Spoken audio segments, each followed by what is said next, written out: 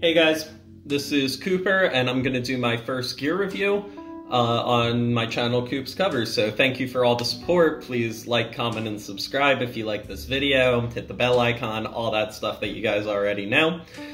Today we're going to be talking about transparent overdrives, the buzzword that the guitar community and forums just love to keep saying. It is, first off, not a great term. So if you were to, it usually refers to all of the frequencies that you have when you're playing a lovely clean sound into a clean amplifier. When you turn on that overdrive pedal, they go away. And you lose dynamic, and you lose pick attack, and it gets mid-humpy, and you lose bass, and you maybe gain or lose treble. And so this has been referred to as non-transparent. The issue is that if you were to have all of those same signals that were going through in the cleans, going through with dirt, it would sound really, really bad because all of those bass frequencies would distort and compress, making everything sound really muddy. So what do people really mean when they're talking a transparent overdrive? I have come to think of it as simply not a tube screamer. So this is an Ibanez TS Mini. It is my tube screamer. I like this pedal. I've been using it a lot more lately. I need to use it more.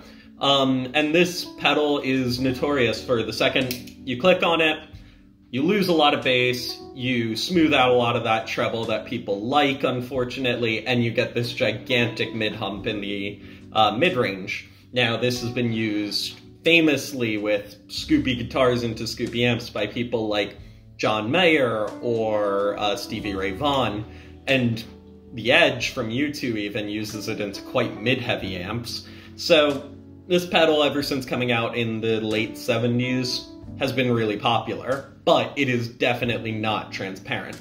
So what people usually mean when they're talking transparent is it keeps as much of the frequency and the playing feel that you have when it's clean. It just gives you a little more of that dirt. Now, I am the type of player who plays straight into a clean amp. I have a Fender Rod Deluxe. It's on the clean channel most of the time. If you want to hear it on the dirt channel, go check out my cover of Jumpin' Jack Flash. But it's on the clean channel the vast majority of the time.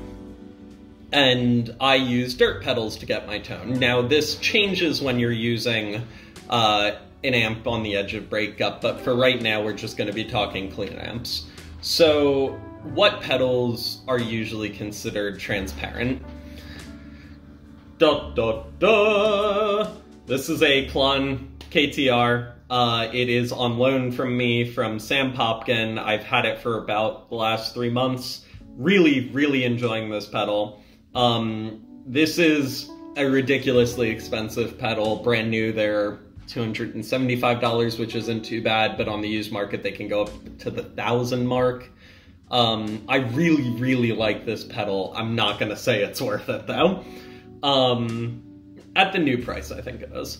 But this pedal is often dubbed a transparent overdrive, or Klon pedals like it are dubbed transparent overdrives. And they're not. With a Klon, you still get a mid-hump, you still get a significant loss of high treble frequencies, and you actually even lose some bass. So while this pedal is great and I love it, I wouldn't even consider this transparent. However, because it is often referred to as a transparent pedal, I want to show you guys that, so I'm including this as the first pedal in the shootout. Secondly, we have the Analogman Prince of Tone. I really like the Analogman Prince of Tone. This was a birthday present for my birthday this year. This is very expensive on the used market, similar to this. However, brand new, you can still buy these every Wednesday, I think. Tuesday or Wednesday. And they're like 150 bucks, which is really not that bad for what many consider to be a boutique overdrive. So this is half of the very famous King of Tone. Again, if you want to check that out, go look at Sam Popkin's videos or that pedal show or many others who featured it. It is one half of that with an external switch for the overdrive, the boost, and the distortion settings. 99% of the time for me, this pedal is on the overdrive setting. This is based on the high gain version of the King of Tone. I really like this pedal, and it is often referred to as transparent. However, I was shocked when I got this pedal to find that it has a good amount of mid-range. So yeah, and it is transparent. It keeps a lot of the top end, it keeps a lot of the bottom end, but it still does boost those mid-range frequencies. So I want to let you guys hear that, so that if you're convinced this is the pedal that's finally going to be the transparent pedal to end your pedal board, to finish your pedal board, there we go. It might not be, but yeah, I'm gonna leave that in for you guys to figure out. And finally, we have this, which is a Boss JHS Angry Driver. The Boss Angry Driver is a collaboration, the first collaboration in the company's history with JHS pedals. I love JHS pedals. And it combines the Boss Blues Driver with the JHS Angry Charlie, hence the name Angry Driver. So this is, while it's in the same case as any other Boss pedal, it is actually a dual overdrive pedal, which is great if people want that dual overdrive pedal sound in a compact case. So you have this switch which selects the settings. I'm going to keep it in the Boss mode because I'm really talking about the Blues Driver. And the Blues Driver is a great circuit that I really have come to love over the time I've had this pedal. And it cuts a lot of bass, but it boosts the treble, it doesn't really affect the mid-range too much, just makes the amp go right where I want it, especially with the bassy Fender amps that I tend to like. So yeah, I really enjoy this pedal, specifically in the Boss mode. Famous Blues Driver pedal users, again, you gotta mention John Mayer. I think the Edge might have used one at one point, but as it's a newer pedal, I'm not quite sure on that. So yeah, John Mayer during the trio days definitely used a Keeley modified Blues Driver in conjunction with his Tube Screamer. So yeah, that is the Boss Angry Driver. Yeah, that I'm going to be using the Blues Driver for.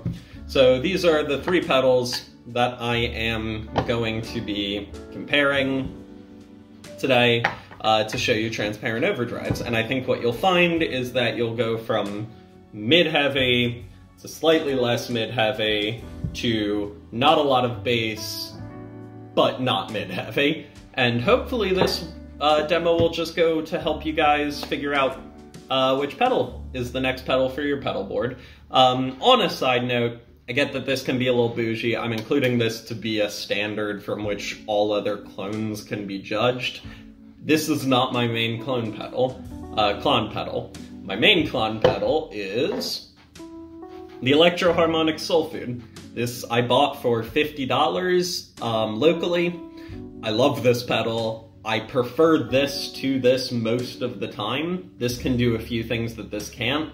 But really, guys, if you're interested in the Klon circuit, get yourself a Soul Food or a Tumnus or a Ryra, any of the clones, J-Rocket Archer. They're going to do a fantastic job of getting you in that territory.